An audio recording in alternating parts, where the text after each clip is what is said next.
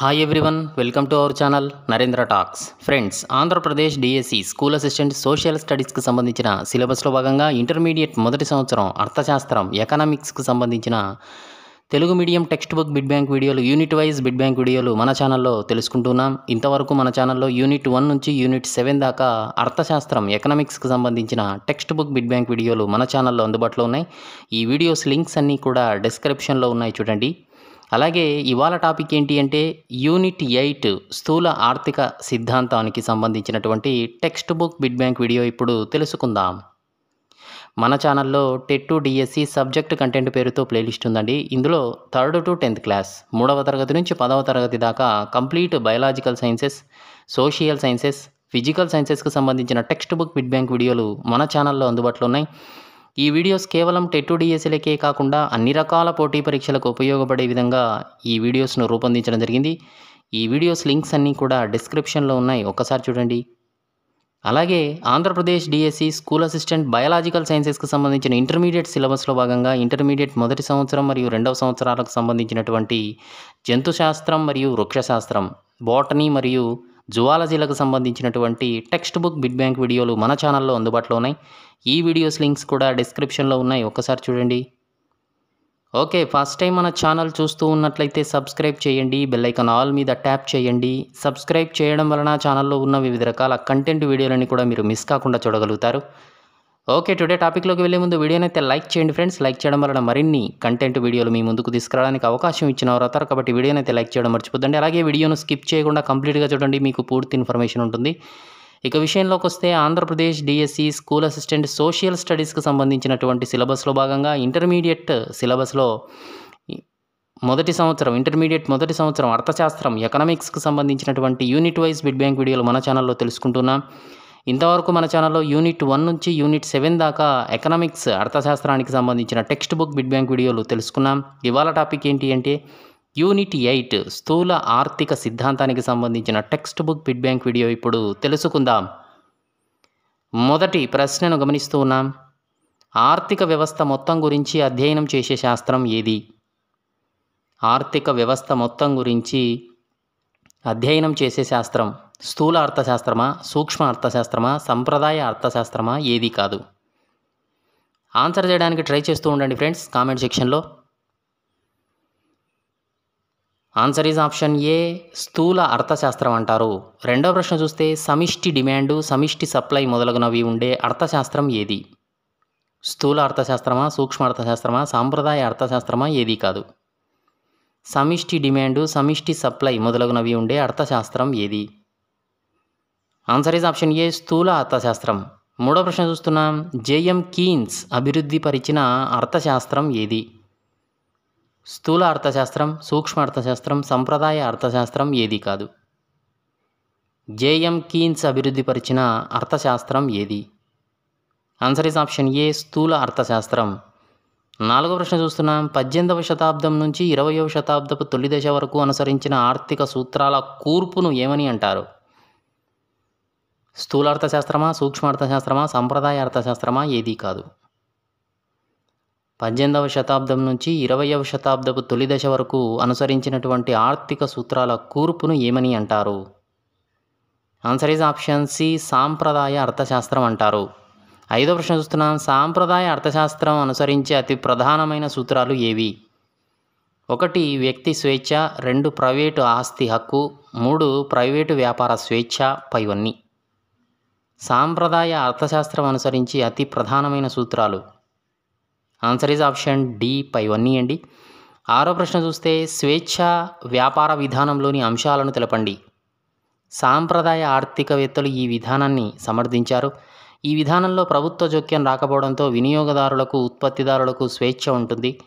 నాణ్యమైన ఉత్పత్తి జరగడానికి, సగటు వేయడం తగ్గడానికి, వస్తు ధరలు తగ్గడానికి అవకాశం ఉంటుంది. ఉత్పత్తిదారుడు ఏ వస్తువైనా ఉత్పత్తి చేయడానికి, వినియోగదారుడు తమకు ఇష్టమైన వస్తువులు కొనుగోలు చేయడానికి అవకాశం అయితే ఉంటుంది, పైవన్నీ. ఆన్సర్ ఈజ్ ఆప్షన్ ఈ, పైవన్నీ అండి. ఏడో ప్రశ్న చూస్తే ఏ ఆర్థిక శాస్త్రవేత్త ప్రకారంగా సప్లై తనకు తానే డిమాండ్ను సృష్టించుకుంటుంది అని చెప్పాడు? JB Say, Marshall, Ricardo, Adam Smith. Answer is option A జేబీసే.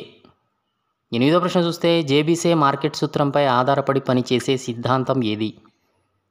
సాంప్రదాయ ఉద్యోగిత సిద్ధాంతం, ఉద్యోగిత సిద్ధాంతం, సంపూర్ణ ఉద్యోగిత సిద్ధాంతం ఏది కాదు. ఆన్సర్ ఈజ్ ఆప్షన్ ఏ సాంప్రదాయ ఉద్యోగిత సిద్ధాంతం. తొమ్మిదో ప్రశ్న చూస్తే ఇవ్వబడినటువంటి వేతనం దగ్గర పనిచేసే శక్తి, ఆసక్తి ఉన్న శ్రామికులందరికీ ఉపాధి అవకాశాలు కల్పించగలిగే స్థితిని ఏమంటారు? సాంప్రదాయ ఉద్యోగితన, ఉద్యోగిత సిద్ధాంతమా, సంపూర్ణ ఉద్యోగితన ఏది కాదు. ఆన్సర్ ఈజ్ ఆప్షన్ సి సంపూర్ణ ఉద్యోగిత. పదో ప్రశ్న చూస్తే ఎవరి అభిప్రాయం ప్రకారం సమిష్టి డిమాండ్ను పెంచుట ద్వారా సంపూర్ణ ఉద్యోగిత సమతుల్యం ఏర్పడుతుంది? జేఎం కీన్స్, మార్షల్, జేబీసే ఎవరూ కాదు. Answer is option A JM Keynes. 11వ ప్రశ్న చూస్తున్నాం. వినియోగ వస్తువులు, పెట్టుబడి వస్తువులపై చేసిన మొత్తం వ్యయాన్ని ఏమంటారు? సమిష్టి డిమాండా, సమిష్టి సప్లైయా, మొత్తం డిమాండా ఏది కాదు. ఆన్సర్ ఈజ్ ఆప్షన్ ఏ సమిష్టి డిమాండ్. 12వ ప్రశ్న చూస్తే వివిధ ఉద్యోగిత స్థాయిల వద్ద చేసినటువంటి ఉత్పత్తిని అమ్మినందువలన ఉత్పత్తిదారులు రాగలదని ఊహించే ఆదాయాన్ని ఏమంటారు? సమిష్టి డిమాండా, సమిష్టి సప్లైయా, మొత్తం డిమాండా ఏది కాదు. ఆన్సర్ ఈజ్ ఆప్షన్ ఏ సమిష్టి డిమాండ్. 13వ ప్రశ్న చూస్తున్నాం. ఆర్థిక వ్యవస్థలో వివిధ ఉద్యోగిత స్థాయిల వద్ద ఏర్పడే సమిష్టి డిమాండ్ ధరను చూపించే పట్టికను ఏమని అంటారు? సమిష్టి డిమాండ్, సమిష్టి సప్లై, సమిష్టి డిమాండ్ ఫలం ఏది కాదు. ఆన్సర్ ఈజ్ ఆప్షన్ సి సమిష్టి డిమాండ్ ఫలం అంటారు. 14వ ప్రశ్న చూస్తే ఒక వస్తువు సప్లైకి కాకుండా అన్ని వస్తువుల మొత్తం సప్లైకి ఎంత ఉందో తెలియజేయునది? సమిష్టి డిమాండా, సమిష్టి డిమాండ్ ఫలమా, సమిష్టి సప్లైయా, సమిష్టి సప్లై ధరన? ఆన్సర్ ఈజ్ ఆప్షన్ సి సమిష్టి సప్లై. 15వ ప్రశ్న చూస్తే ఉద్యమదారుడు కనీసం పొందాలని, ఉద్యమదారుడు అంటే ఉత్పత్తిదారుడు అని అర్థం, ఉత్పత్తిదారుడు కనీసం పొందాలని ఆశించే ఆదాయాన్ని ఏమని అంటారు? సమిష్టి డిమాండా, సమిష్టి డిమాండ్ ఫలమా, సమిష్టి సప్లైయా, సమిష్టి సప్లై ధరన? ఆన్సర్ ఈజ్ ఆప్షన్ డి సమిష్టి సప్లై ధర. 16వ ప్రశ్న చూస్తే వివిధ ఉద్యోగిత స్థాయిల్లో ఆ ఉద్యోగిత స్థాయిల వద్ద ఉద్యమదారులు పొందాలని ఆశించే కనీస ఆదాయాల మధ్య ఉన్న సంబంధాన్ని తెలియజేసేది? సమిష్టి డిమాండా, సమిష్టి డిమాండ్ ఫలమా, సమిష్టి సప్లైయా, సమిష్టి సప్లై ధర పట్టికన? ఆన్సర్ ఈజ్ ఆప్షన్ డి సమిష్టి సప్లై ధర పట్టిక. 17వ ప్రశ్న చూస్తే సమిష్టి డిమాండ్ ధర, సమిష్టి సప్లై ధర సమానంగా ఉండే స్థితిని ఏమంటారు? సార్థక డిమాండ్, సమిష్టి డిమాండ్ రేఖ, సమిష్టి సప్లై ధర ఏది కాదు. ఆన్సర్ ఈజ్ ఆప్షన్ ఏ సార్థక డిమాండ్ అంటారు. 18వ ప్రశ్న చూస్తే సమిష్టి డిమాండ్ రేఖ, సమిష్టి సప్లై ధర రేఖ ఖండించుకున్న బిందువు వద్ద ఇది నిర్ణయం అవుతుంది.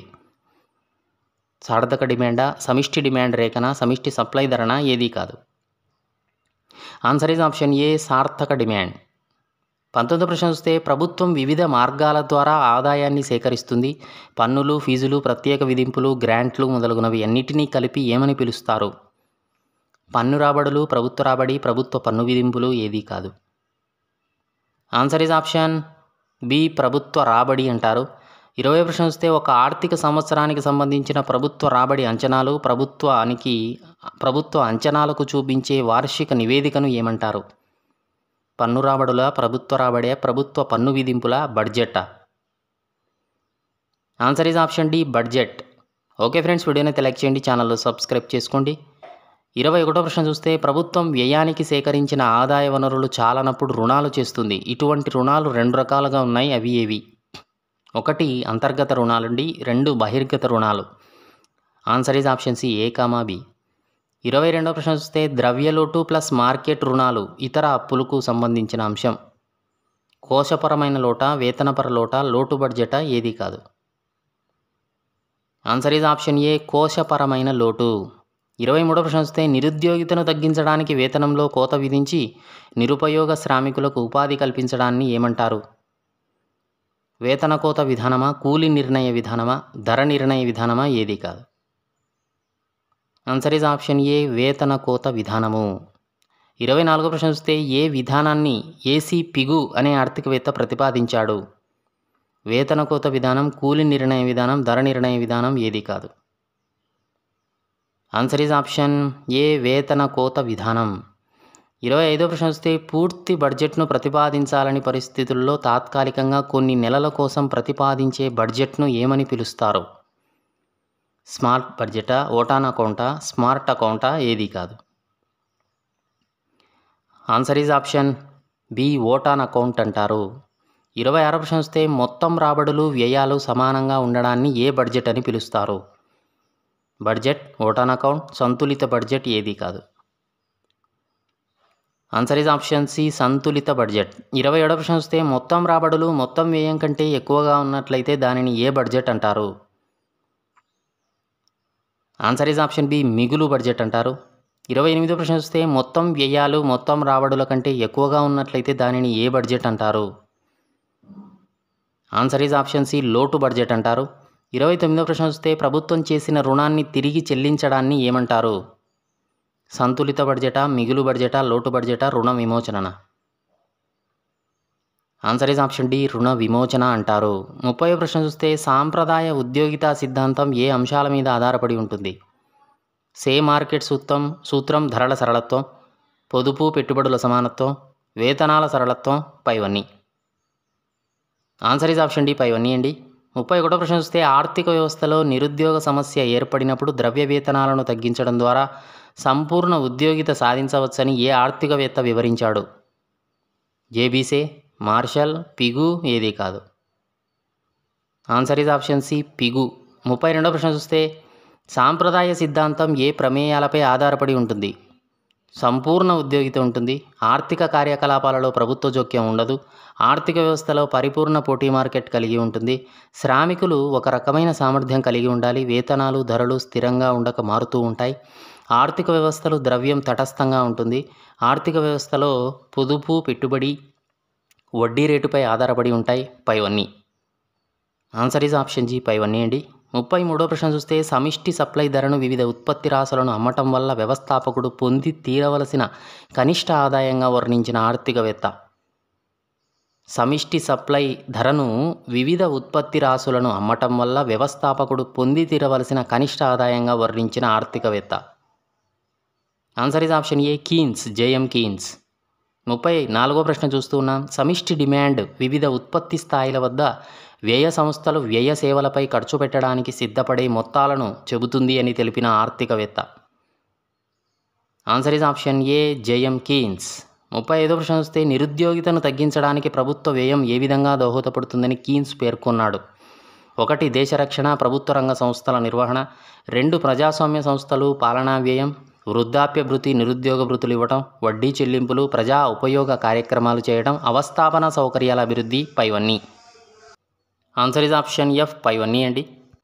ఓకే ఫ్రెండ్స్, ఇదే Andhra Pradesh DSC school assistant social స్టడీస్కి సంబంధించిన ఇంటర్మీడియట్ మొదటి సంవత్సరం అర్థశాస్త్రం ఎకనామిక్స్కు సంబంధించిన యూనిట్ 8 స్థూల ఆర్థిక సిద్ధాంతానికి సంబంధించిన Telugu medium text book bit bank video నచ్చిందా? నచ్చితే లైక్ చేయండి. మీ ఫ్రెండ్స్ ఫ్యామిలీ మెంబర్స్కి వీడియో యూజ్ అవుతుందనుకుంటే షేర్ చేయండి. ఛానల్ను సబ్స్క్రైబ్ చేసుకోవడం మర్చిపోద్దండి. వీడియోను లైక్ చేయడం అసలు మర్చిపోద్దండి.